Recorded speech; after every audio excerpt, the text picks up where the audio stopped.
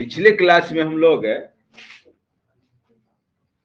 हिमनदीय स्थलाकृति प्रारंभ किए थे, तो आज उसी में आगे स्टार्ट करेंगे।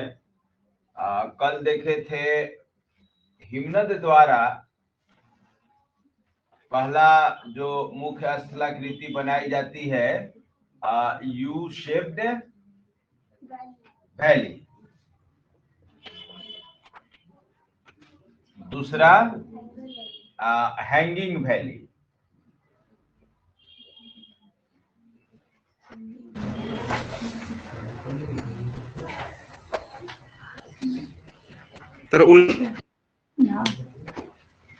हैंगिंग, अच्छा एन छोड़ दिए, लीजिए। हाँ,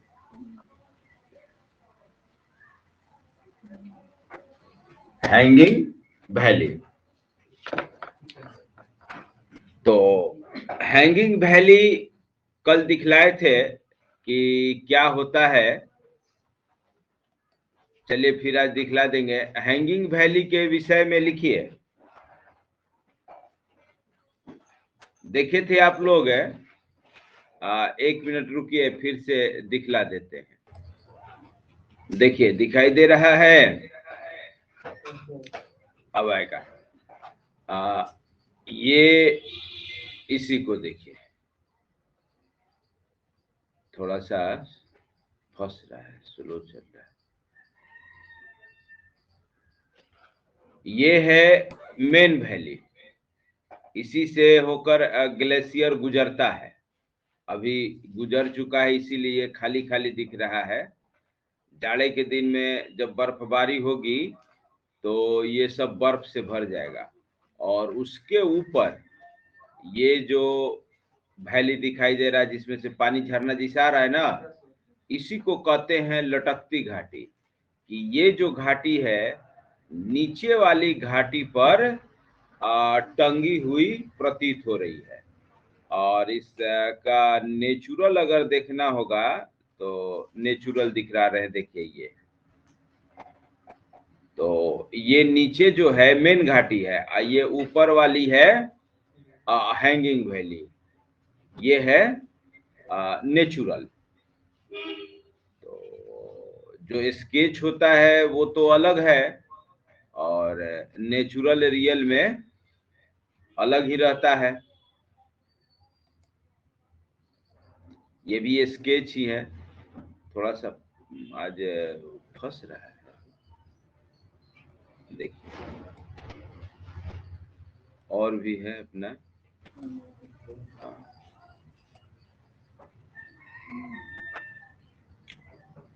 तो अभी हम लोग पहाड़ पर बर्फ द्वारा, जिसको कि हिमनद कहते हैं, क्या बनता है उसको पढ़ रहे हैं। देखिए ये भी नेचुरल है। ये पानी आके नीचे गिर रहा है ना, जाड़े में ये सब बर्फ से भर जाएगा। बर्फ पिघल कर चला गया है तो जो पानी है वो नीचे गिर रहा है। तो आइए चलिए लिखिए अब आप लोग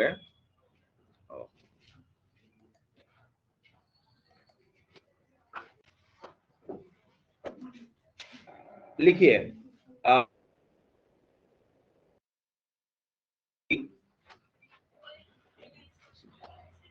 बंद करिए, बंद करिए। जब हिमनद की मुख्य घाटी के, हिमनद की मुख्य घाटी के तल से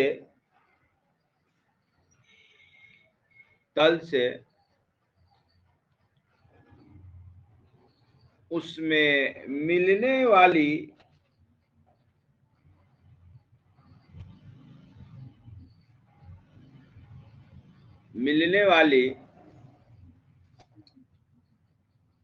सहायक घाटियों के तल,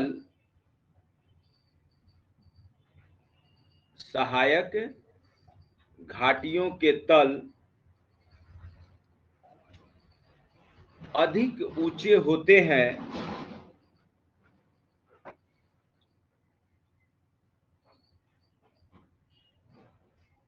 अधिक ऊंचे होते हैं तो सहायक घाटियां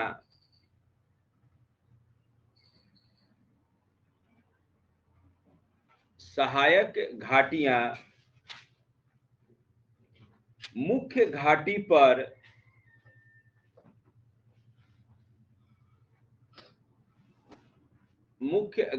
पर लटकती हुई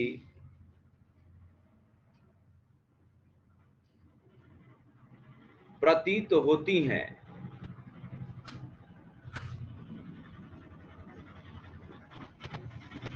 इसी कारण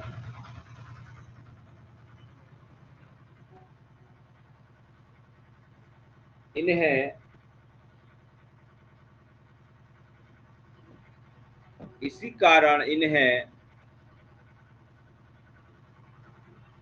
लटकती हुई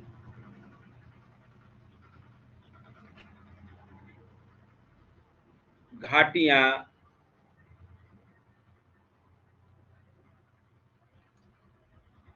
या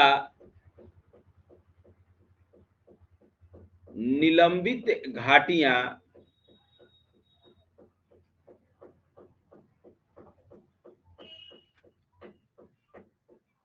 कहते हैं।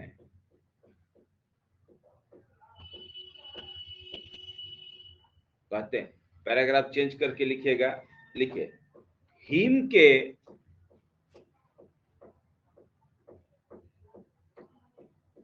पिघल जाने पर जब इन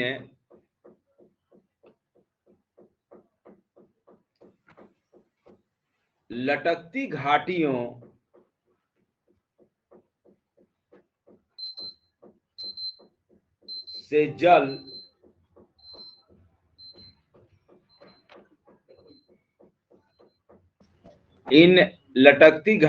से जल निचली घाटी में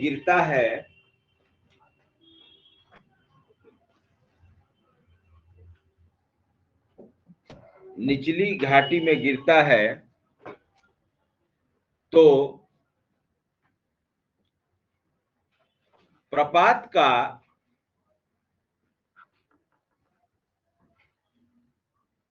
निर्माण होता है। जलप्रपात, वाटरफॉल। देखिए, मान लीजिए ये आपका यू आकार का घाटी हुआ, तो यहां से बर्फ जब है भरा हुआ है तब तो सब बराबर दिखाई देगा, लेकिन जब बर्फ पिघल कर चला गया तो ये सब खाली खाली दिखाई देने लगेगा। तो यहां इधर से जो पानी आएगा अब यहां सीधे यहां गिरना शुरू करेगा, तो ये वाटरफॉल टाइप से दिखाई देगा। जैसे आपके यहाँ बरसात के दिनों में दिखाई देता है, तुतला भवानी वाटरफॉल, धुआं कुंड वाटरफॉल, सब है ना।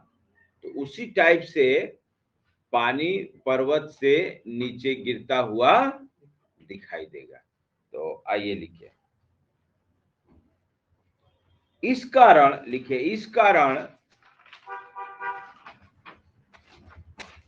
लटकती घाटियों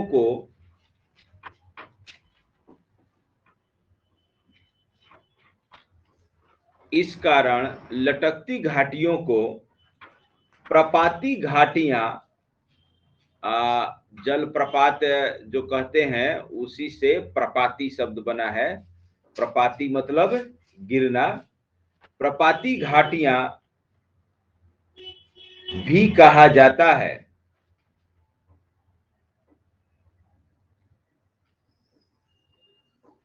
प्रपाती घाटियां भी कहा जाता है।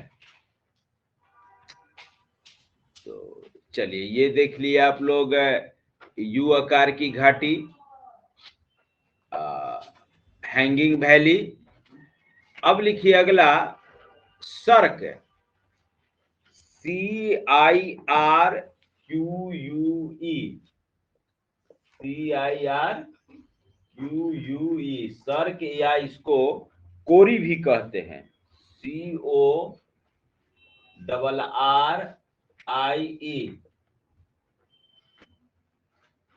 और हिंदी में इसको सर्क ही लिखा जाता है, या हिमगह्वर,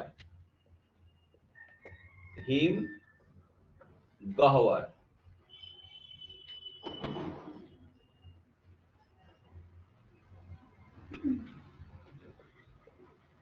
हिमगह्वर।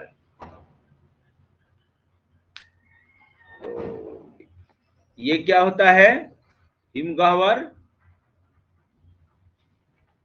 पर्वतों पर लिखना नहीं, अभी समझा के फिर इसका फिगर दिखाएंगे।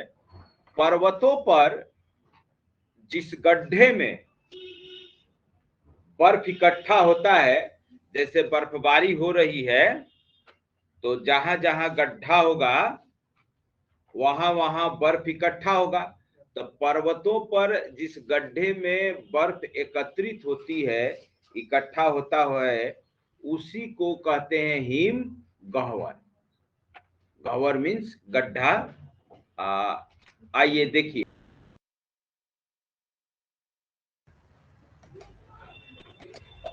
देखिए दिखाई दिया? इसको लीजिए, देखिए ये है ना गड्ढा। तो इसी में आके पूरा जब बर्फबारी होगा तो पूरा भर जाएगा। इसको देखिए, इसको देखिए, है ना, इसको देखिए, देखिए ये कुछ ज्यादा अच्छे से दिखलाया। छोटा है, ये इकलौता है, किनारे चारों तरफ से लग रहा है कि आरामदेह कुर्सी टाइप का है। अगर कोई राक्षस या दानव रहेगा तो आरामदेह कुर्सी टाइप का रहेगा। देखिए जब बर्फ भरा रहेगा तब तो एकदम ये बराबर दिखेगा। बर्फ इसमें से पिघल कर निकल गया है, और देखिए बीच में ये छोटा सा झील बना हुआ है यहाँ, इसी को कहते हैं टार्न लेक। जब बर्फ पिघल कर चला जाता है तो बीच में ये गड्ढा बन जाता है, इसी को कहते हैं टार्न लेक। ठीक है, तो यही है सर्क। देखिए इसका स्केच इस टाइप से बनाया जाएगा। इसका स्केच इस टाइप से, आपके बुक में भी इसी टाइप से बनाया हुआ है। क्योंकि 3 डायमेंशनल बनाना कठिन है, तो 2 डायमेंशनल इसी टाइप का बनेगा। बस ऐसे ही कर देना है, बीच में गड्ढा दिखा देना है, और पिघलने के बाद जब पानी बच जाता है तो देखिए ये बन गया झील। और भी स्केच देख सकते हैं आप लोग। सर्क डायग्राम क्लिक करेंगे तो और भी दिखलाएगा। रुकिए, इसी में आएगा डायग्राम में, देखिए सब नीचे दिखला रहा है ना। सर्क फॉर्मेशन, सर्क फॉर्मेशन सब इसी में स्केच आएगा अलग अलग। देखिए सब मोर और लेस इसी टाइप का है कि नहीं, दिखाई दे रहा है? तो आपको भी इसी टाइप से बनाना है, आपको भी इसी टाइप से बनाना है। तो चलिए आइए,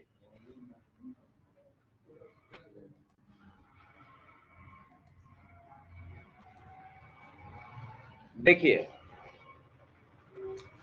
सर्क का इमेज अगर बनाना हो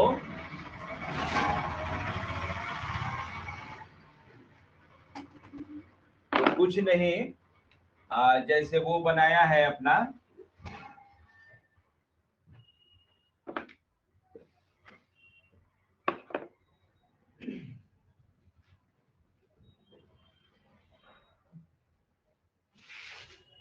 इस टाइप से। ये हो गया गड्ढा जिसमें बर्फ है, इकट्ठा होगा।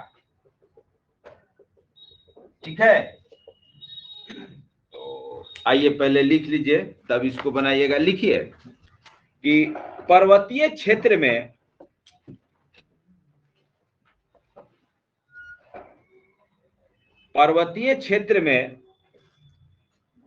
घाटी हिमनद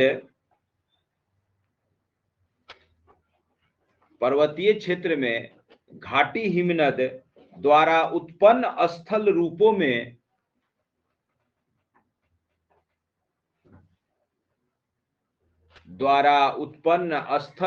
में सर्क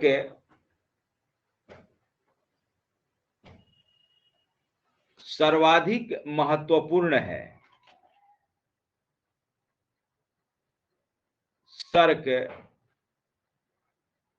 सर्वाधिक महत्वपूर्ण है तथा यह प्रायः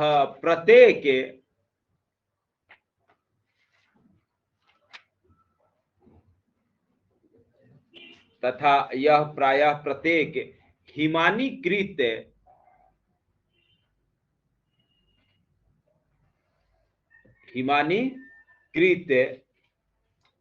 पर्वतीय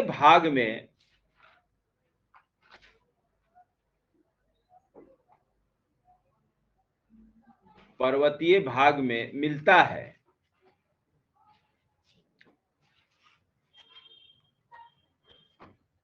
लिखिए,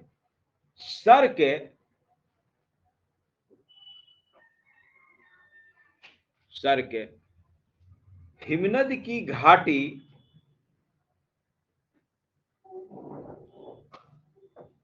के शीर्ष भाग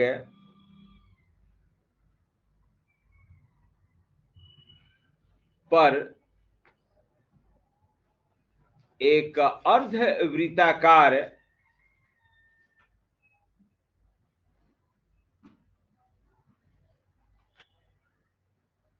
या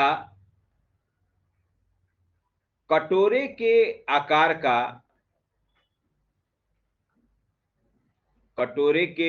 का विशाल गहरा गर्त होता है,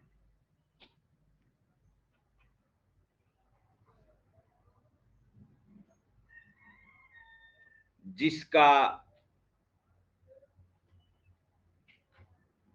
पार्श्व मतलब पीछा वाला, ये वाला भाग है। पार्श्व माने होता है पीछे, लेटरल। पार्श्व या किनारा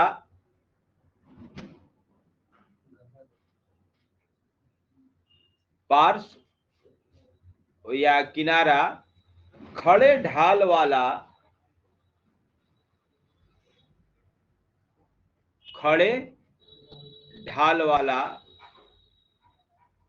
होता है।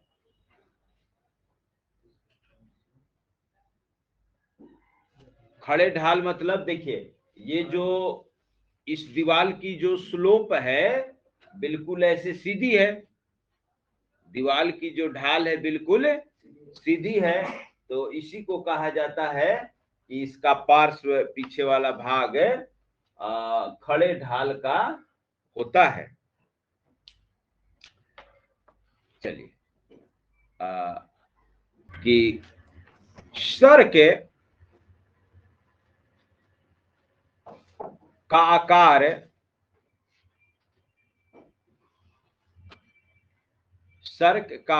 गहरी सीट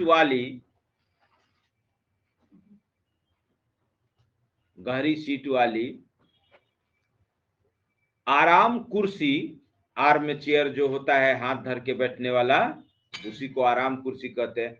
आराम कुर्सी से मिलता जुलता है।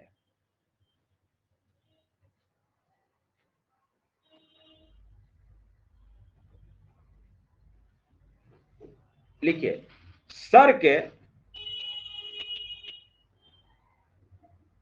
प्रायः हिम से भरे रहते हैं,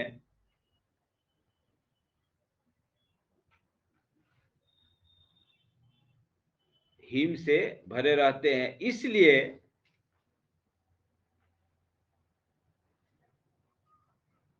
इन्हें हिमगह्वर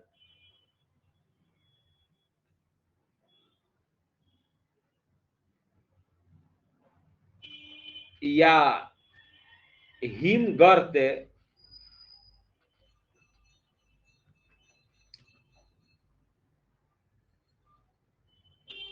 कहा जाता है। लिखिए, सर्क वह जगह है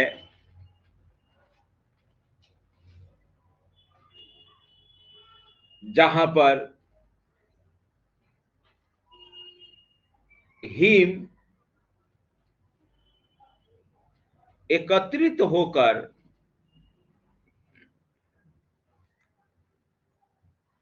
हिमनद का रूप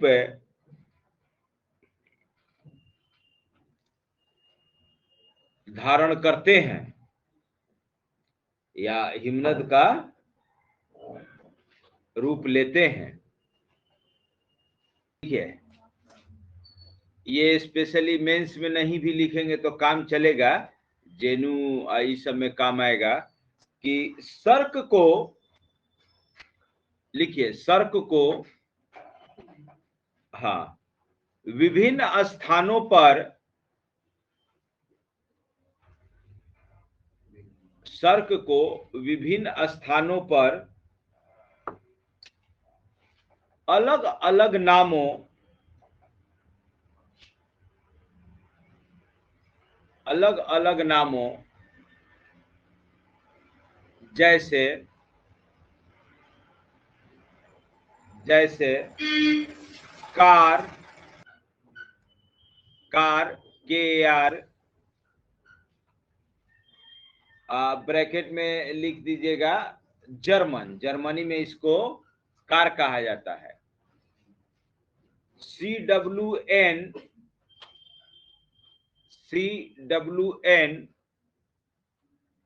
इसको वेल्स में कहा जाता है, स्कॉटलैंड वेल्स है ना, हाँ, ब्रिटेन में वेल्स है। केजल, KEJEDEL,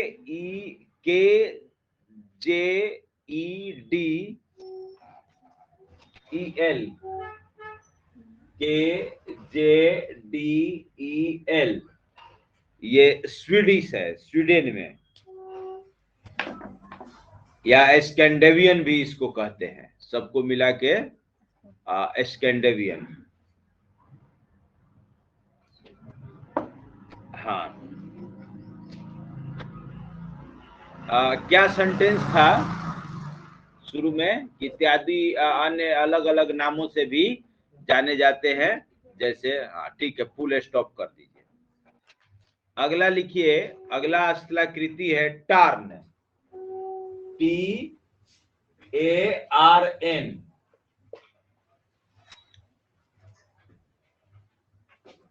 या टार्न लेक भी इसको कहते हैं, टार्न लेक, झील।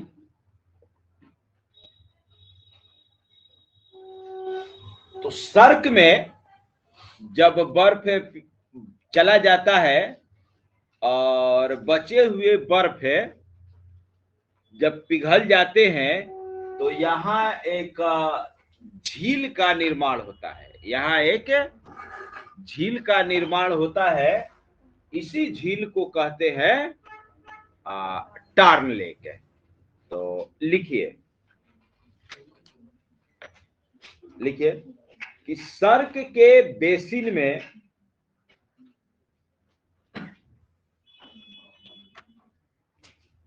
सर्क के बेसिन में एक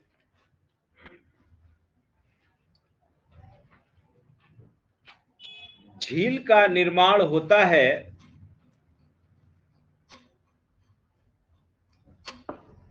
सर्क के बेसिन में एक झील का निर्माण होता है, इसे ही टार्न लेक कहा जाता है। एरिट, ARETE,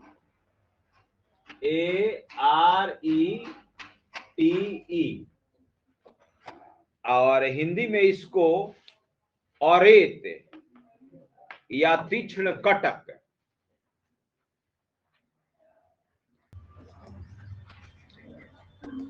देखिए ये रहा रेत। देखिए ये नेचुरल रेत है।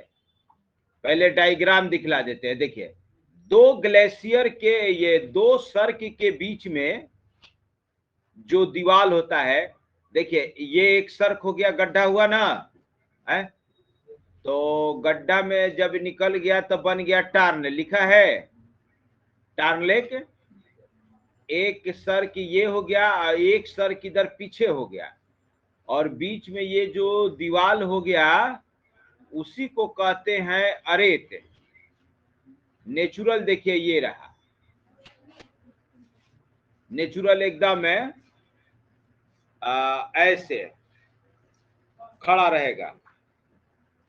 तो सर्क के बीच के दीवार को अरेत कहते हैं। बहुत सारे सर्क अगल बगल रहते हैं। इसमें देखिए कई सर्क एक साथ हैं, 1 2 3 है ना, और इनके बीच के ये जो दीवार है जो इनको अलग कर रहा है उसी को कहते हैं अरेत। तो बंद करो इसमें, तो इसको कहते हैं अरेत। ठीक है, तो चलिए आइए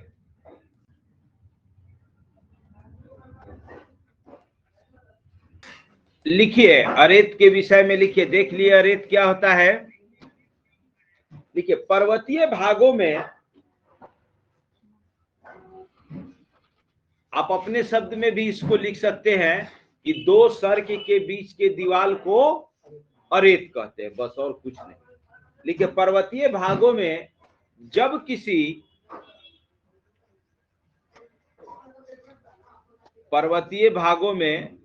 जब किसी पहाड़ी के दोनों ओर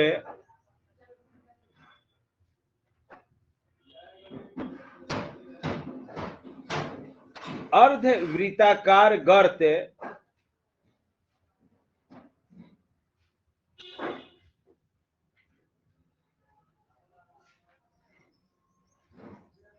ब्रैकेट में सर्क एक दूसरे की ओर, एक कहां तक लिखे थे, हाँ, एक दूसरे की ओर सरकने लगती हैं। मतलब देखिए एक सर्क इधर और एक सर्क इधर, तो ये अपना दीवार अपना ये करेगा। मान लीजिए कोई पहाड़ है, इसे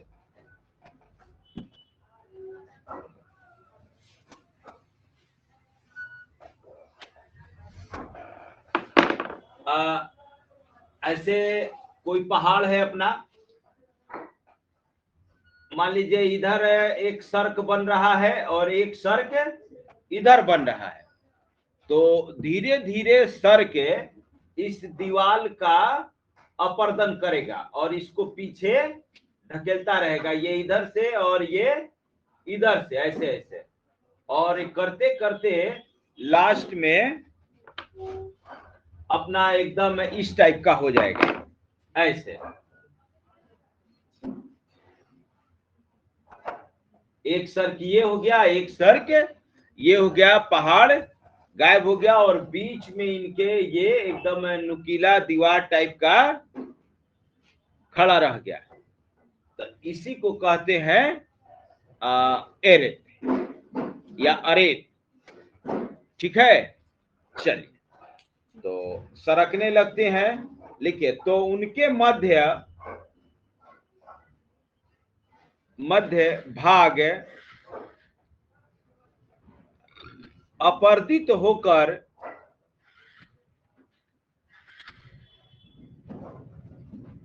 नुकीला होने लगता है।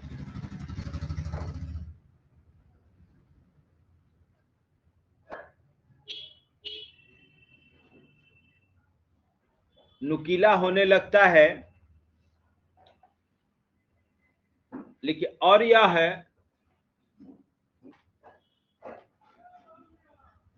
कटक के समान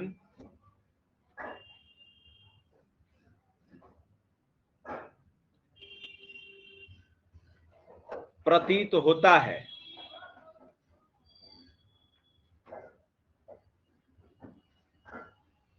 कटक के समान प्रतीत होने लगता है। लिखिए, या होता है भी ठीक है। लिखिए,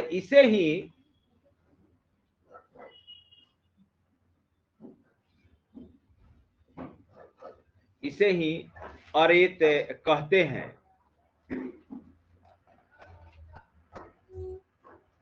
इसे ही अरेत कहते हैं। फिगर में आप लोग ऐसे बना सकते हैं। एक सर के इधर बना दीजिए ऐसे, और एक सर्क ऐसे बना दीजिए इधर।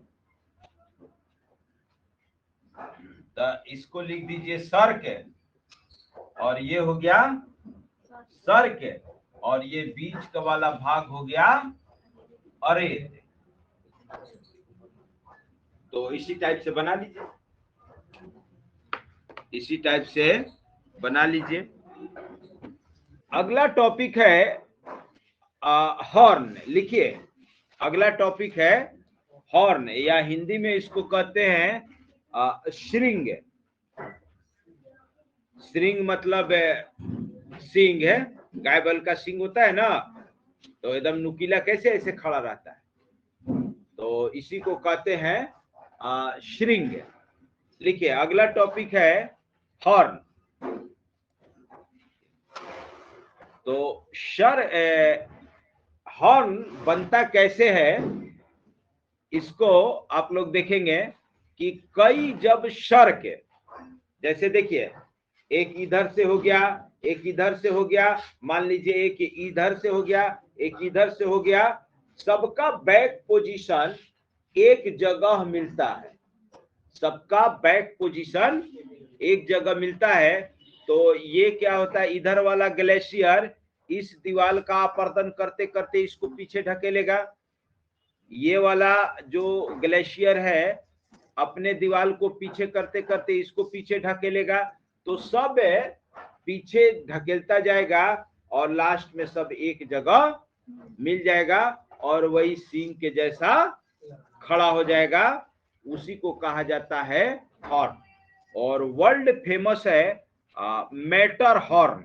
वर्ल्ड फेमस है मैटर हॉर्न, स्विट्जरलैंड में। एक मिनट रुकना, हॉर्न के नीचे यही है वर्ल्ड फेमस मैटर्न हॉर्न। वैसे भी पूछता है कि मैटर्न हॉर्न किस देश में है, तो स्विट्जरलैंड।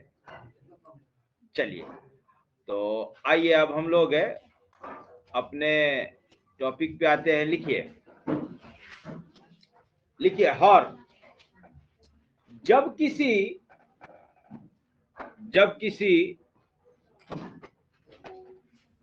पहाड़ी के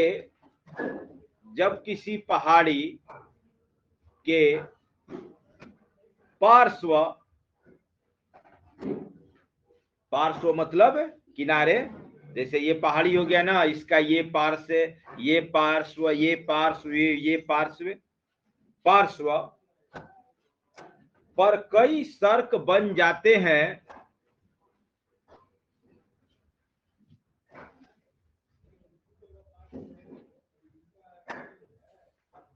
कई सर्क बन जाते हैं तथा जब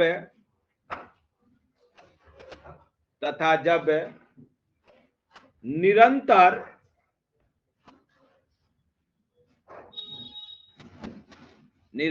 अपघर्षण द्वारा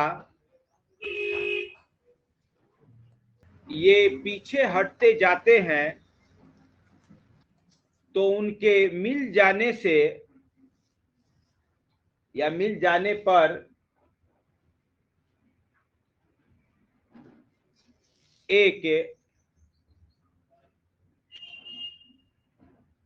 पिरामिड के आकार की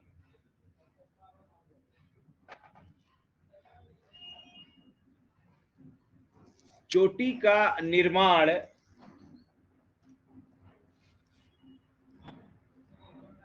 हो जाता है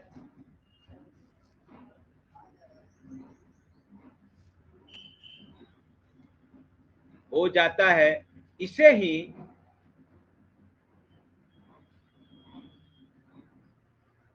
हॉर्न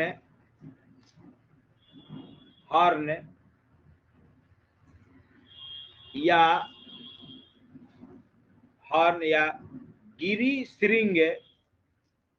श्रृंग मने पर्वत का सिंग है। गिरी मने होता है पर्वत और श्रृंग मने सिंग, गिरी श्रृंग कहते हैं। अगली स्थलाकृति है नुनाटक। 1 मिनट रुकिएगा, श्रृंग का फिगर बनाए? नहीं ना, बनाइए। देखिए यही है आपका हॉर्न। अगर बनाना होगा बस एक सर किधर, एक सर किधर, डायग्राम है, कोई अपना वो है नहीं, समझ में आना चाहिए, समझ में आना चाहिए। अब मान लीजिए कहेगा कि बकरी का फिगर बना, बकरी बकरी जैसा होना चाहिए, यही नहीं कि बकरी गाय जैसा हो जाए, है ना। तो चलिए अगली स्थलाकृति है नुनाटक।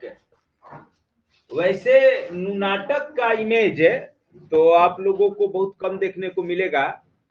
ये पर्वतों पर जहां हिमनद है, ग्लेशियर्स है, यत्र तत्र न टीला जैसा दिखता है, यत्र तत्र ऊंचा ऊंचा टीला प्रतीत होता है।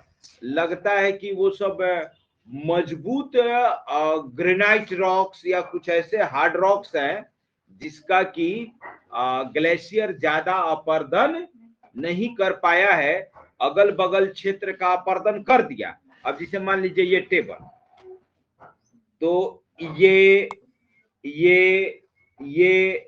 तो ये सब मान लीजिए बहुत हार्ड रॉक्स हैं जिस पर कि ग्लेशियर के अपर्दन का प्रभाव कम पड़ा, और बाकी इनके बीच का ये जो गैप है, यहां मुलायम चट्टान था, इसका अपर्दन आसानी से हो गया। तो ये सब तो कट के चला गया, और ये जो हार्ड रॉक्स है वो ऐसी टीला टाइप का बचा रह गया। इसी को कहते हैं नुनाटक। तो आइए नुनाटक का इमेज दिखला रहे हैं आप लोगों को। देखिए यही है नुनाटक। ये थोड़ा सा अच्छा दिखेगा, देखो अगल बगल सब चट्टान का अपर्दन हो गया ना, और बीच में ये टीला टाइप का खड़ा रह गया। तो यही है नुनाटक। इसका मतलब कि ये हार्ड रॉक्स का बना है, हार्ड रॉक्स है जिसको कि बर्फ आसानी से अपर्दन नहीं कर पा रहे हैं, और अगल बगल का अपर्दन हो गया। और भी देख सकते हैं इस टाइप का इमेज इसमें। देखिए इसमें भी देखिए यत्र तत्र सब टीला खड़ा है ना, यत्र तत्र टीला खड़ा है कि बर्फ का सीजन है, हो सब बर्फ से भरा हुआ है नहीं। अच्छा रुकिए, तो हालांकि ऐसा ही रहता है, बड़ा होशियार है। इसमें सर बर्फ वाला दिखला रहा है, तब बर्फ वाला सीजन का फोटो लेगा तो वो तो हॉर्न भी नहीं, हॉर्न टीला जैसा नहीं दिखेगा, हॉर्न है।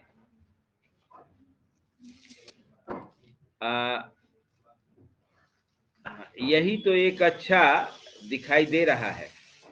चाहे इसमें भी देखिए ये वाला सब बर्फ वाले सीजन का लिया है फोटो। अब ये जब बर्फ पिघल जाएगा तब की स्थिति कुछ और दिखेगी, ये तो सब ढका हुआ है नहीं। तो बस यही समझिए कि बर्फीले प्रदेशों में यत्र तत्र जो टीले नजर आते हैं उसको नुनाटक कहते हैं। चलिए तो लिखिए, नुनाटक के विषय में लिखिए, विस्तृत हिम क्षेत्र, विस्तृत हिम क्षेत्र या हिमनदों के बीच,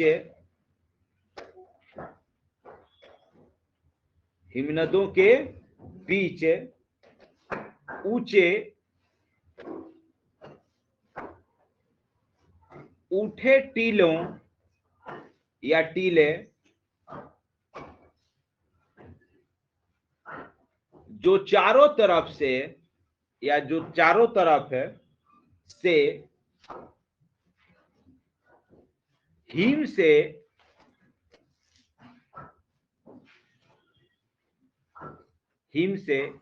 घिरे होते हैं,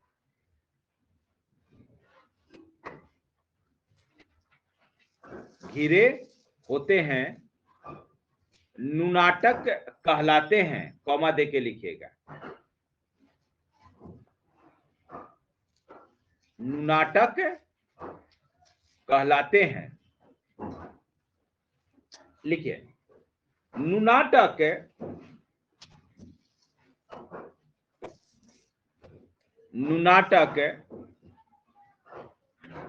कॉमा हिम क्षेत्र या हिमनद की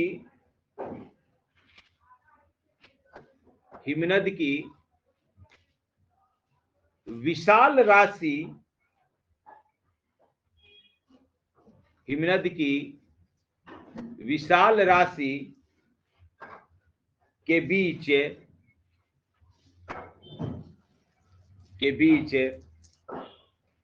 बिखरे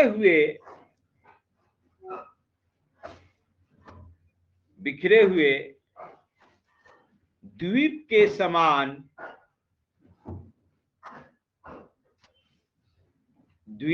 समान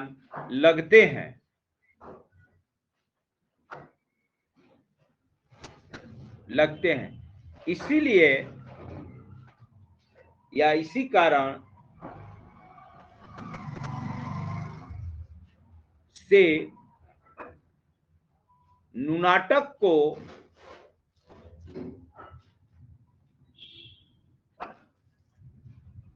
हिमांतर द्वीप, नुनाटक को हिमांतर द्वीप